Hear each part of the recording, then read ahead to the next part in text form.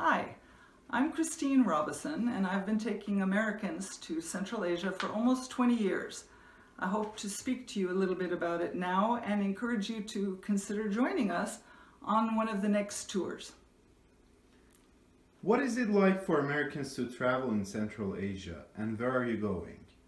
Well, it's a very positive experience there because they have the infrastructure that we need to feel comfortable and travel safely. And the locals are so friendly and very happy to welcome us. They're flattered that we've taken the time to travel so far to come and get to know their culture a little bit. Where we're going this time is to Kyrgyzstan and to Uzbekistan. These are two of the 5 Central Asian republics which comprised part of the former Soviet Union. When was the first time that you went there, and what was it like there? I went in 1999 for the first time, and it was kind of like having 5 trips all at once. I could feel myself along the ancient Silk Road. I could feel remnants of the Russian Empire. Certainly you can feel the former Soviet Union. Of course, you're immersed in the nascent independent republics. And in a way you can feel the future because in some areas they're actually constructing buildings in ultra-contemporary architecture. The other thing that struck me on my very first time there was how these cultures are fully developed. They have their own languages, clothing, customs, cuisine, poetry, dance, music, instruments, fully developed and beautiful, but Americans have rarely even heard of these places or cultures. So you mentioned 2 countries, Kyrgyzstan and Uzbekistan. What do you see and do in those countries? Well, of course, we're surrounded by their natural environment. In Kyrgyzstan, their countries comprise 90% of mountains.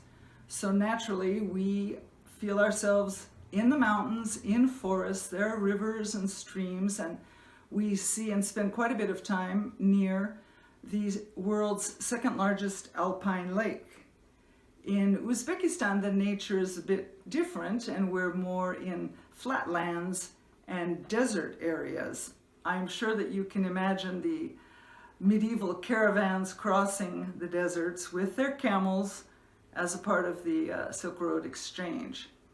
What we also see while we're there are the people. Naturally, we get close to the people. We're invited into their private homes. We have meals with them. We go to the workshops of the craftspeople. We go to dance performances, even children's dance performances, and feel close to them. At the same time, we visit museums. We visit open markets. We visit an eagle hunter. We can even hold the eagle. It's an exciting experience. The experiences that we have there are diverse.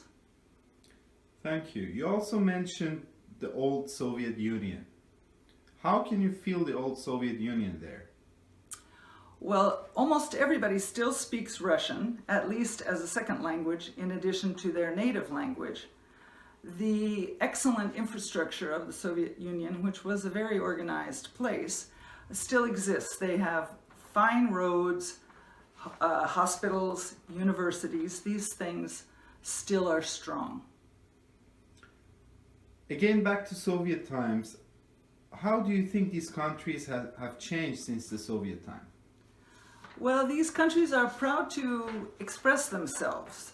The people go back to their roots and are revivifying their pottery, their other craftswork, their clothing, their music.